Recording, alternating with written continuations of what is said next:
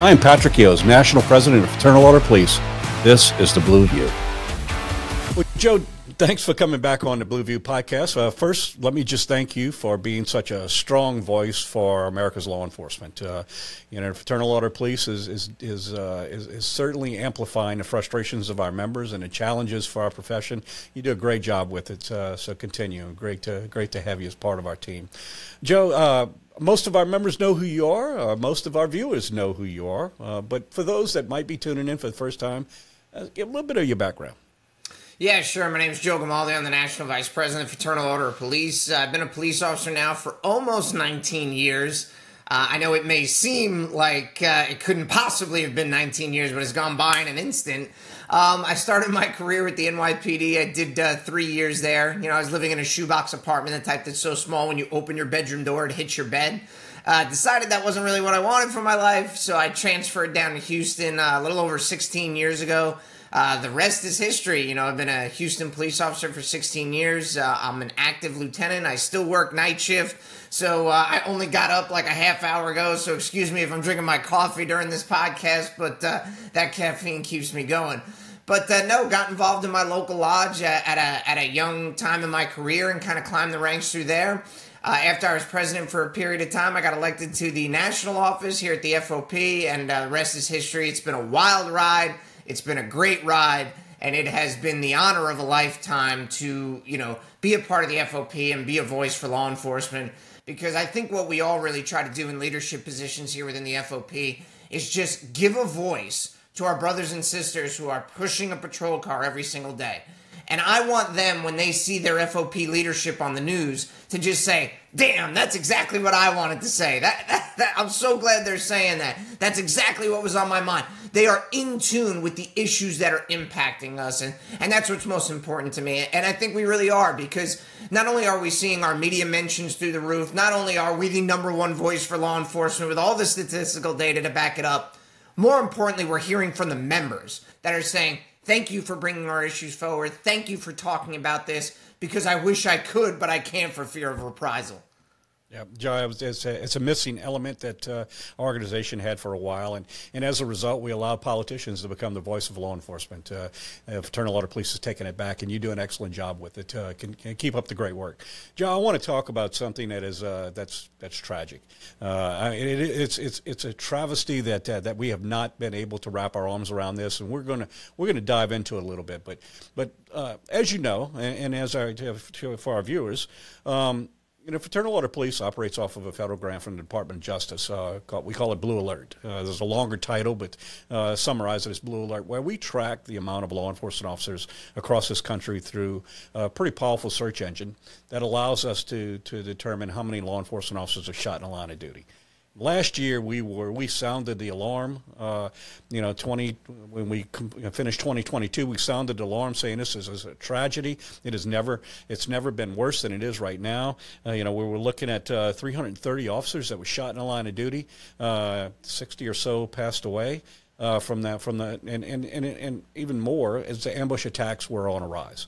And we were upset last year. This year is much worse. We see a trajectory now that is beyond comprehension. We're looking at 378 officers were shot last year in the line of duty. Thankfully, advancements in medicine and ballistic technology. We haven't seen as many officers die from there, but from these being shot. But what we are seeing is an increase in the amount of officers that are being ambushed. And so that report is out, and I thank you for joining us today to talk about those numbers. I know it's something you're very passionate about, and just go ahead and give me your thoughts. That's a huge number. We see this trajectory since the day we started collecting this data. It has never been as bad as it is right now. Yeah, no, you're completely right, and it's absolutely abhorrent. I mean, this is a stain on our country. It's an embarrassment to our country.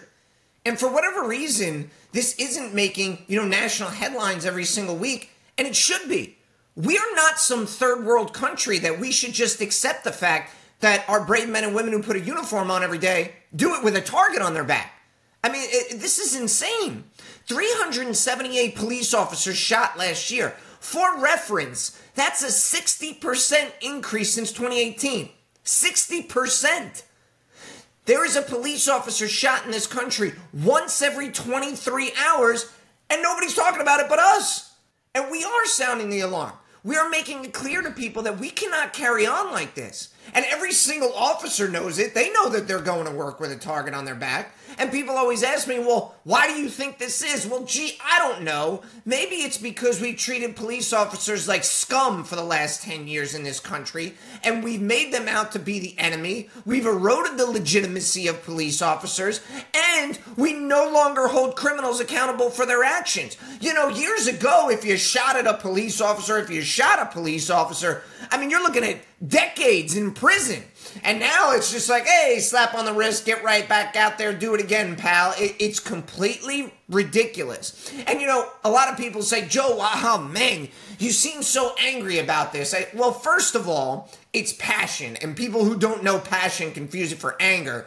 But second of all, yeah, I am a little pissed off too, because these are people. These are fathers, sons, mothers, daughters who are being shot. So I shouldn't be passionate about that? And my favorite in all of this is when you get academics who sit their asses safely behind a desk in their, ivory tower with their tenure, who have nothing to worry about in life, saying, well, it's not really that bad. There's not really a war on cops. I mean, give me a break. You don't ride in the patrol car. You don't know a damn thing about what's going on in the streets. You live, protected behind your gates. You don't have a clue. Meanwhile, our officers are kissing their families goodbye, not knowing if that's the last time they're going to say goodbye. Yeah, Joe, no doubt we're in a dangerous time, and I think it's interesting. I've done a number of interviews where I've had academics that argued, saying that these numbers really don't tell a true story. I'll point something out, okay? And that is that if we had maybe one or two of these academics that were targeted, we'd probably be having congressional hearings about it, because it would be a tragedy. And as a matter of fact, I'll go a step further. If we had even a fraction of the amount of officers that are being attacked simply because they chose a career of public service and being targeted, if it was any other profession, there'd be an outcry. But somehow law enforcement officers, it's as if we are expected to take this risk and not appreciate just how bad this situation has gotten. Yeah, I mean, imagine for a moment, if you will, if this was journalists. I mean, my God, there would be 10 new laws passed within the next week. We have to protect our journalists. We have to make sure they're not attacked. But meanwhile, officers being shot every day, and there's not a peep. And the sad thing is, we have legislation in place that would help for these attacks on law enforcement. It's called the Protect and Serve Act. It would make it a federal crime to knowingly assault a police officer, so we can take it out of the hands of these rogue DAs who give everybody a sweetheart deal. And instead, these guys would be looking at federal time, day-for-day time. So you know that if you shoot a cop, if you assault a cop, you're looking at 20 years in prison. You think that wouldn't have a deterrent effect? I assure you it would. Because as soon as you start mentioning federal time to these dirtbags, they get real scared because they're actually going to be held accountable for their actions. And while I'm on the topic of journalists, there was just an article the other day from the USA Today where they said police officers shot more people than they have in years past. And this just goes to show you how disingenuous the media can be and how so-called journalists can be. They just write a clickbait headline. It took her 30 lines in the article to get to the fact that, there were a lot of police officers shot last year. She doesn't mention that it was historic. Doesn't mention that shootings are up 60% of officers. Doesn't mention 378 police officers shot. She also fails to mention that when officers do shoot someone, they're overwhelmingly over 98%, 99% armed with a weapon at the time. That's not in the article. She makes sure to mention that we disproportionately shoot black suspects compared to the size of the population that they make up, while at the same time completely failing to mention that black suspects commit violent crimes disproportionate to the population size that they make up, which would obviously put them in more contact with police officers in those dangerous situations. We also fail to mention in this article that the University of Maryland and the University of Michigan did a study on police-involved shootings and said that there were no racial bias involved, and that you know what really drives officer-involved shootings? Violent communities with violent suspects who are armed with weapons. So if we really wanted to get officer-involved shootings down, and if we really wanted to protect officers as well, we should be focused on reducing violence in our communities. But somehow nobody wants to have this conversation. Instead, we'd rather just close down every business, create ghost towns, food deserts, financial deserts for communities that are plagued by crime, and not actually fix the problem. Yeah, Joe. A few things. I mean, you've got a lot there. I want to point out the fact that that article that you're referring to. The one takeaway that should come out of the whole thing. Although you're right, the headlines were skewed in a completely different direction. One thing we can agree on in that article is this is dangerous times for our country. Both whether or not you live within a community or a law enforcement officer, that is the underlying factor. You mentioned journalists. Look, there are a lot of great journalists out there. This is not a slap on them, but I want to point something out. I want to show the lack of urgency and somehow the acceptance that law enforcement officers are being shot and being attacked at a level we haven't seen before, and it's acceptable. And I'll give you an example. You mentioned journalists. Just a few years ago, we don't have to go very far back. A few years ago, Congress actually had hearings and put together a committee to examine the amount of journalists that were being attacked. Do you know how many officers were killed? How many journalists were killed during that time or shot at during that time? Exactly. They did the same thing for poll workers at elections. Not to say that both of these are not important. The protection of journalists, protection of poll workers are vitally important to a free society. You know how many poll workers were attacked during that time, murdered during that time? Zero.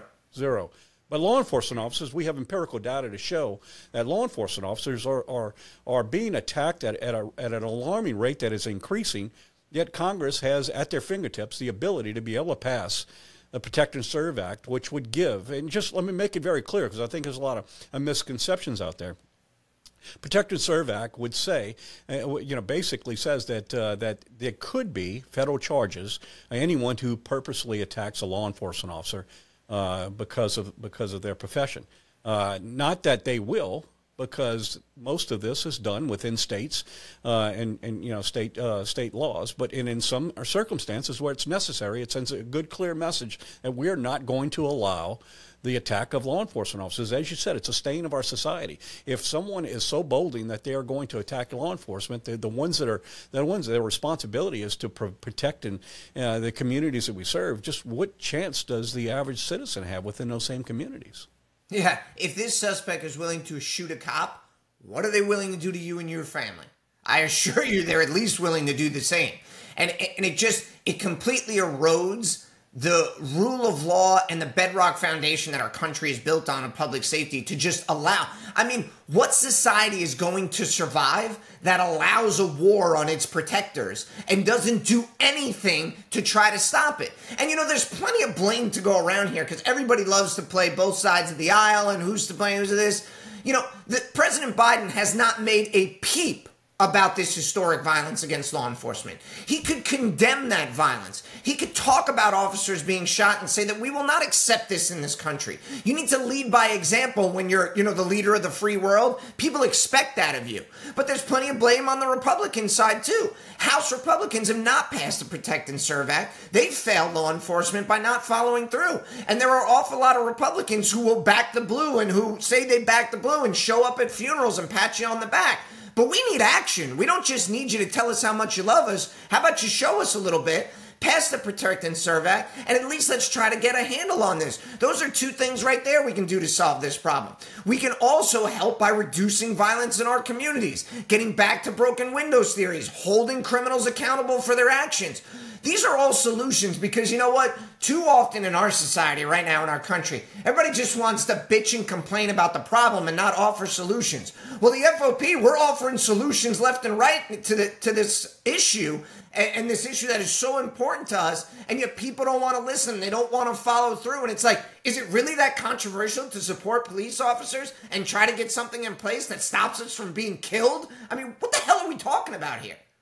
Joe, just yesterday, I had a meeting with a senator. We were talking about a completely different issue, but he spent a good bit of the time wanting to talk about the challenges facing law enforcement and the problems that we have of crime across this country, recruiting, a number of issues. And to his credit, I'll give him credit. He was very much concerned on all of these, and all of these are very important to our livelihood, to professional law enforcement.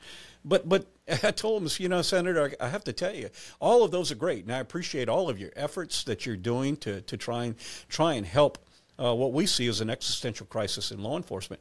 But the bottom line is you're not going to fix any of these things unless we recognize that the vast majority of violent offenders are repeat offenders. In most communities, it's the same people we deal with over and over and over. And if you want to impact crime, you need to take the people who constantly prey on the people within the communities and take them off the streets. However, we've developed a process, a system, a period in time where we are ignoring these and somehow think that, in the name of social justice, that we're making our community safer. And the data is in. When will we recognize that we're becoming a much more violent society from the simple fact that we are not eliminating, we're not taking the people off the streets that prey on the people within our community. If anything, we're emboldening them by not following through on a criminal justice system that was designed to be able to address these. Yeah, well, I mean, it ain't rocket science. When people aren't held accountable for their actions, they're going to do them again. Or they're just going to actually increase the violence or the frequency with which they do these things because there is no consequences.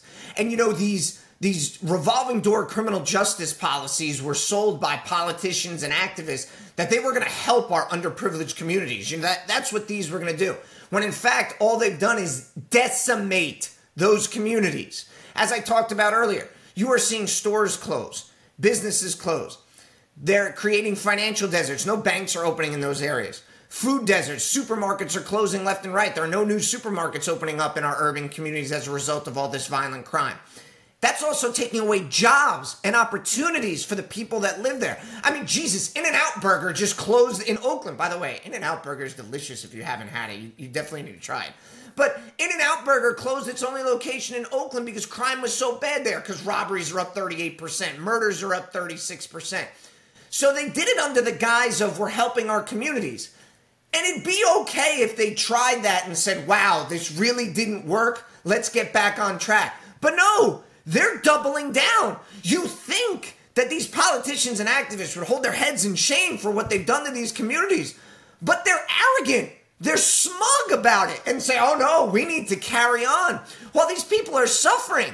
I mean, since the advent of all these revolving door policies over the last 4 or 5 years, yes, we've seen an increase in police officers shot.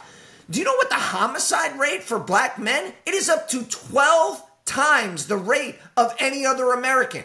How are we not talking about this and saying, whoa, 2 years in a row we've had over 20,000 homicides in the United States. We haven't seen those numbers since the mid-90s. This is an abject failure. We have lost our urban communities for a generation, and it's time for us to turn it around, and we know exactly what we need to do. But you will hear this constant refrain from the left that will say, you can't incarcerate yourself out of the problem. That's bullshit. Yes, you can. When there is a small group of people that are committing the crime, and we all know this in law enforcement, 95% of the people in the community are good, hardworking. They just want to try to get good lives for them and their families. The other 5% of the ones committing the crime. And guess what? If we lock them up and incarcerate those people, we see a reduction in crime. And I'll just give you the latest example. In San Francisco, they finally had enough of everybody breaking in these cars and stealing all their crap. So they set up surveillance. They started locking up the small group of people that were breaking into all these cars. And they worked with the DA's office to make sure that these guys were actually held after they were arrested. And they saw car burglaries go down by like 50% in 1 month. We know what works, people. You lock up the dirt bags, you throw away the key, and we have safer communities. Yep. No question. Absolutely. Absolutely. You touched on a lot of points there that are important to the quality of life within communities, starting off with the financial and food deserts. What is the stability within a community? What makes a community stable? Well, obviously, it's a good law enforcement presence. It's a good, public safety presence. But in addition to that, it's all of the services that are necessary for a good quality of life. When you eliminate the law enforcement perspective, a portion of that, the safe community part of it, the rest of it goes away as well. We're really not helping anyone. Absolutely couldn't agree with you more. There are a certain small segment of people that are the ones that are creating out of control crime. Joe, just one thing, and I want to wrap it up with this. We've seen over the last few years, we've seen cities that try a number of failed experiments. Those experiments are that they are going to try and approach crime in a different way. And look, we're all for finding innovative ways to be able to make our community safer. I mean, the very powers that we have as law enforcement officers are directly related to that trust in the community. This is a partnership. It's something that we should be working together on in every community across this country. But what we're seeing, and you pointed out, and there is a silver lining here, and when you look at crime in cities, it is obvious that a number of cities, a number of large urban areas that are recognizing that the path that they've taken has not been a positive path for their cities, and they are reversing course and they're fixing some of these problems. Now, I've had a lot of people argue, and I'm sure that you have heard it as well, that we should be holding them accountable because they're the ones that put us in this position to start with. We should not be making it hard for people to do the right thing.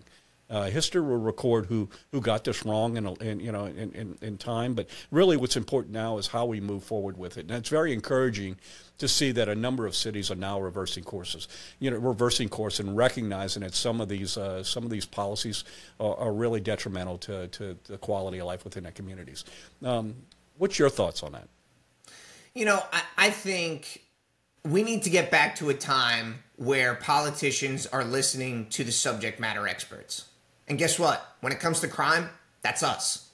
And, I would encourage any FOP leader, even if your elected official got it wrong the last time, if they're coming to you and they want suggestions, sit down at the table and give them your expert suggestions on how to solve this problem. And make sure you're at the table and a part of it. Because, there are a lot of great police chiefs, but there's a lot of bad police chiefs out there too. And you need to make sure that they're not just going to their chiefs who are beholden to them for their job for these decisions to be made. You want to be in that room. You want to be directing the solutions to the problems, because the ones that are out there working the streets, we know what works. We just have to make sure that our voices are heard. And I would tell anybody who's not a police officer, if you're living in your communities, make sure you are really plugged into what is going on locally with your elected officials. I think so many people, and as we ramp up to a presidential election, that's all anybody's going to talk about. And they're going to talk about the presidency, or they're going to talk about their, senator race or the Congress race. And those are all important things. But spend some time on your local races. Research who's running for city council or for DA or county executive or however your government is structured where you live. And make sure that you are voting for people that share the same values as you. Forget about the R and the D at the end of their name. Look at, are they standing on a platform, a bedrock platform of public safety? Because that is what our communities are built on.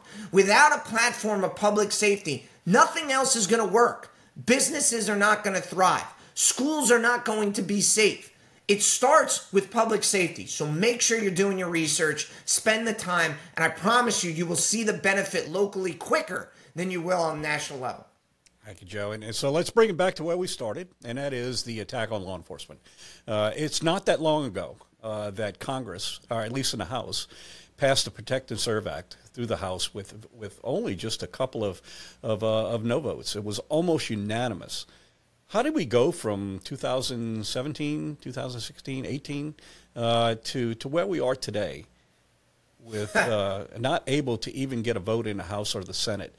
This kind of defies logic. So what we need to do, and we'll wrap it up here, and I'll let you chime in with it as well. We need our members, we need our viewers, our listeners to call their congressman, both in the House and the Senate, and tell them it's time to recognize there is empirical data to show that law enforcement officers are being targeted simply for the color of their uniform, because they have chosen a life of public service, and that something needs to be done, and it starts with passing the Protect and Serve Act.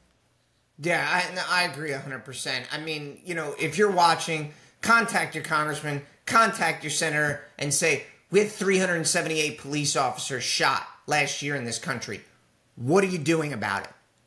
Pass the Protect and Serve Act. Protect our police officers.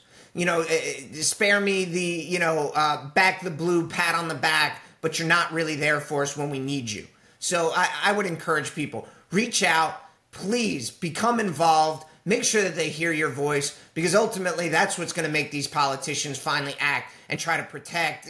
They should be doing it anyway, because we're putting our lives on the line every single day to protect them too, by the way, and to protect the community. The least they could do is pass this law, and so far they haven't done it.